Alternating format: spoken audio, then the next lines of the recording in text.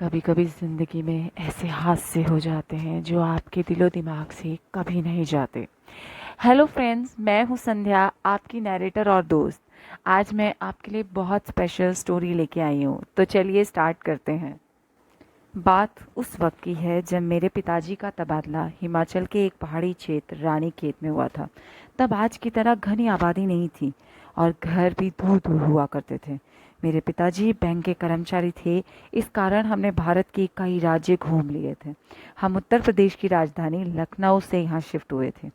थोड़ा सेटल होने के बाद पिताजी ने मेरे लिए स्कूल ढूंढना शुरू किया।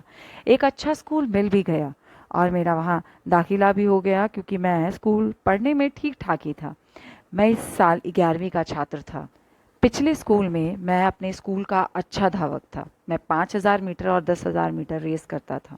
अभी तक केवल राज्य स्तर की प्रतियोगिताओं तक ही खेल पाया था। यहाँ पर भी मुझे अपना वर्कआउट पूरी तरह से जारी रखना था।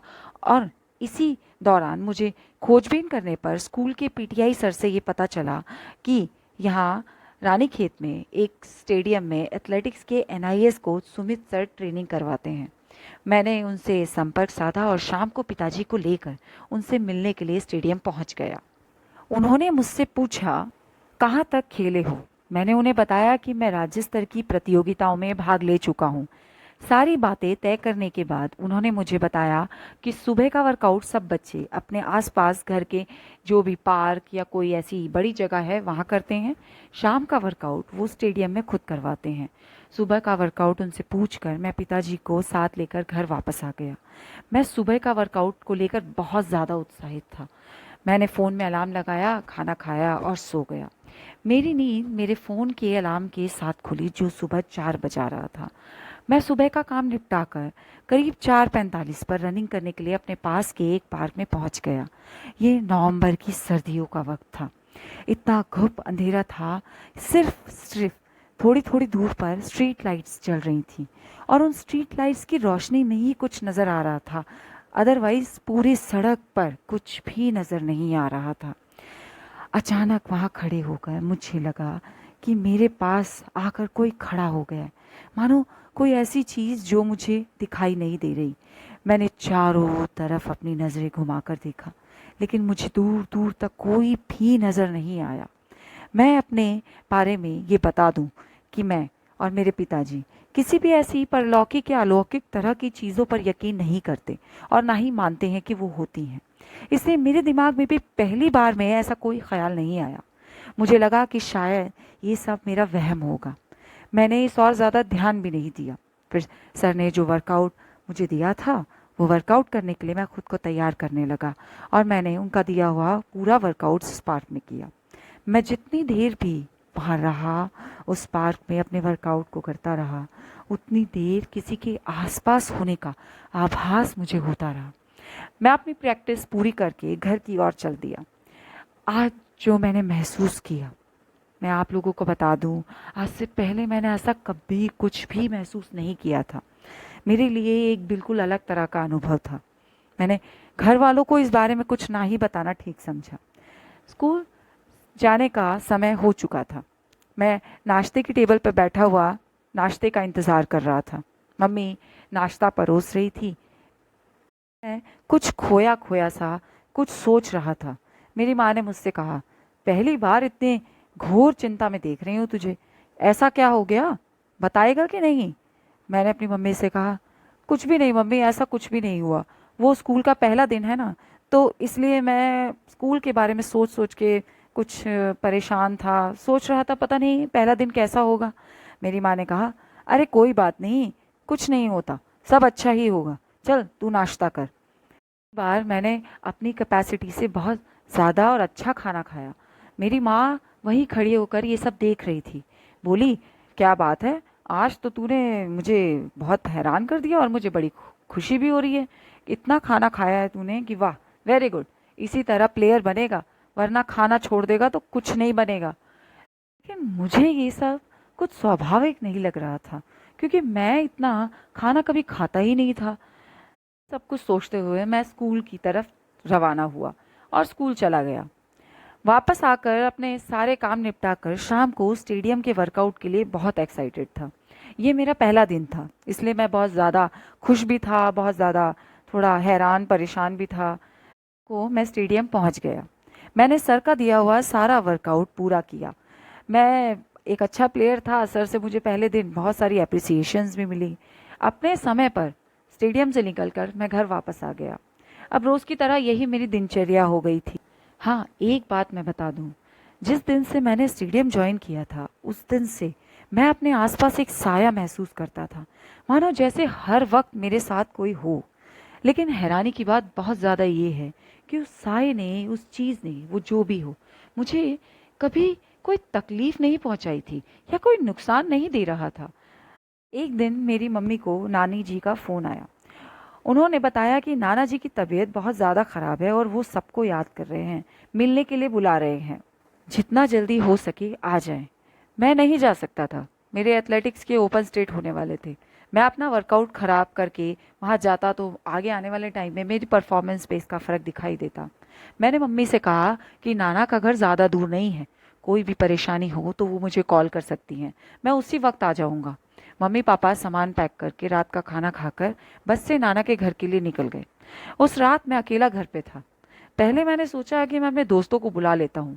एक एक करके मैंने उनका फ़ोन भी ट्राई किया, पर सभी का फ़ोन मालूम नहीं, लेकिन अनरीचेबल जा रहा था। फिर मैंने अकेले ही सोने का फैसला किया। उस रात मेरा डिनर करने का बिल्कुल भी मन नहीं था और मैं बिना कुछ खाए पिए ही अपने बेडरूम में जाकर सो गया। रात के लगभग 3 बजे मेरी नींद घर में कुछ गिरने की, टूट फूट की आवाज़ों के साथ खुली। मैं उठकर बैठ गया। मुझे लगा मेरा वहम होगा, लेकिन ये आवाज़ें लगातार घर के अंदर से ही कहीं से आ रही थीं। मुझे चोरों का डर सताने लगा। मैंने अपनी पूरी हिम्मत बटोरी और बिना आवाज़ किए अपने बेडरूम का दरवाज़ा खोला। मेरे बेडरूम के बाईं ओर किचन था और दाईं ओर मेरे मम्मी पापा का कमरा। जैसे ही मैंने पैर बाहर रखा, आवाज़ें बिल्कुल बंद हो गई, मानो जैसे सन्नाटा। मैंने किचन में जाकर देखा तो फ्रिज का दरवाज़ा खुला हुआ था और सारा खाना सामान बाहर बिखरा पड़ा था। मुझे समझ नहीं आया कि ये सब आखिर हुआ कैसे। मैंने घर के सभी दरवाजे और खिड़कियां भी चेक की, मुझे कोई भी खुला नहीं मिला। मुझे इस घटना से बहुत ज़्यादा हैरानी हुई, क्योंकि किसी के ना अंदर आने और ना ही बाहर जाने के कोई भी प्रमाण मिलते थे। तो ये सब हुआ कैसे? मैंने किचन में सब कुछ समेटा और अपने कमरे में जाकर सोने की कोशिश करने लगा, लेकिन मेरी आंखों में नींद तो कोसों दूर थी। इसी तरह जागते जागते सुबह भी हो गई। फिर कोई ऐसी अप्रिय घटना भी नहीं हुई। अगले दोपहर तक मम्मी पापा भी आ गए। मम्मी ने बताया कि नाना जी की तबीयत काफ़ी ठीक हो गई थी, इसलिए उन्होंने वापस आने का फैसला किया। मैंने रात की घटना के बारे में उन्हें कुछ नहीं बताया, लेकिन इस बार ये घटना मेरे दिल और दिमाग में बैठ गई। इसी तरह एक हफ्ता गुजर गया। एक हफ्ते के बाद ही मेरे एथलेटिक्स के स्टेट भी आ गए, जहाँ मैंने अपना बहुत अच्छा प्रदर्शन किया और दोनों ही इवेंट में गोल्ड मेडल जीता। मेरा चयन इन की वजह से राष्ट्रीय प्रतियोगिताओं के लिए हो गया था। मुझे स्कूल में सम्मानित किया गया। ये मेरे लिए बहुत गौरव की बात थी।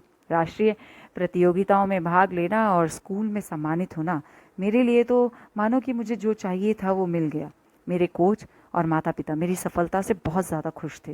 वो मुझ पर और भी ज़्यादा ध्यान देने लगे थे और मुझे राष्ट्रीय प्रतियोगिताओं में अच्छा प्रदर्शन करने के लिए उत्साहित करने लगे थे। राष्ट्रीय प्रतियोगिताएं 2 महीने के बाद होने वाली थी, जिसमें मुझे अपना सर्वश्रेष्ठ प्रदर्शन करना था। इसी बीच मेरे सगे चाचा की बेटी की शादी भी आ गई। चाचा हमारे घर कार्ड देने आए और हम सबको आमंत्रित भी किया। शादी 10 दिन के बाद होनी थी। चाचा हमारे शहर से 100 किलोमीटर दूर था। मेरी मम्मी शादी की तैयारियों में लग गई। शादी से 2 दिन पहले का जाने का प्रोग्राम बनाया गया। मैंने जाने से साफ मना कर दिया, क्योंकि मेरी नेशनल कंपटीशन आने वाले थे। एक तरफ पिछली बार की घटना सोचकर तो मेरे रोंगटे खड़े हो रहे थे, और दूसरा मैं शादी में जा भी नहीं सकता था। बड़ी दुविधा थी, क्या करूं? लेकिन मैंने सारी बातों को दरकिनार करके शादी में ना जाने का फैसला किया। मैंने सोच लिया कि मैं पता तो लगाकर ही रहूंगा कि आखिर ये सब मेरे साथ हो क्या रहा है और मैं ही क्यों इन सब के लिए चुना गया। मम्मी पापा रात की बस से चाचा के घर की तरफ रवाना हो गए। मम्मी ने जाते वक्त मुझे 2 हिदायतें दी। पहला कि मैं अपना फ़ोन हमेशा ऑन रखूं, और दूसरा, पड़ोस वाले रत्नाकर अंकल का नंबर अपने फ़ोन में फीड कर लूं। रात का 1 बज रहा था और नींद मेरी आंखों से कोसों दूर थी।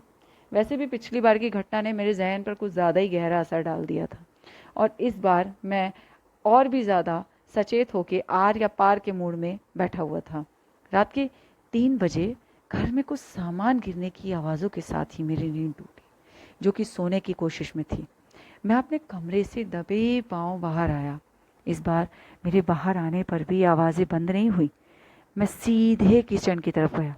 धीरे धीरे मैंने किचन के दरवाजे के अंदर झांका।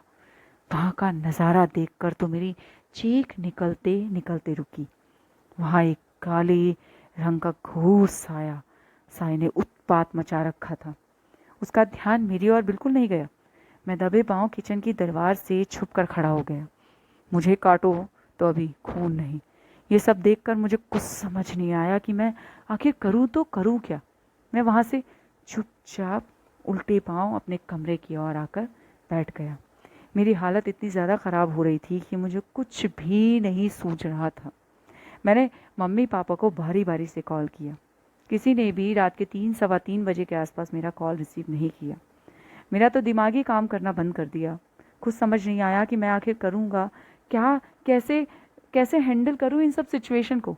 अचानक मुझे याद आया कि मम्मी ने मुझे पड़ोस वाले रत्नाकर अंकल का नंबर दिया था। फ्रेंड्स, मुझे सुनने के लिए आज हमारे अदृश्य धावक की कहानी में इतना ही। बाकी की कहानी अगले भाग में। रत्नाकर अंकल का नंबर लगता है या नहीं, कोई उसकी मदद के लिए आता है या नहीं, आगे इस कहानी में कितने मोड़ आते हैं, देखने के लिए और सुनने के लिए अगला भाग सुनिए।